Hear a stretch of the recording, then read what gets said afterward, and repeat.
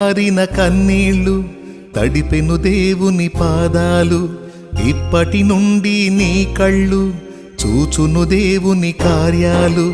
కన్నుల జారిన కన్నీళ్ళు తడిపెను దేవుని పాదాలు, ఇప్పటి నుండి నీ కళ్ళు చూచును దేవుని కార్యాలు.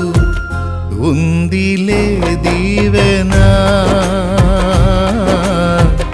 ఎందుక వేదన, పొందిన యాతన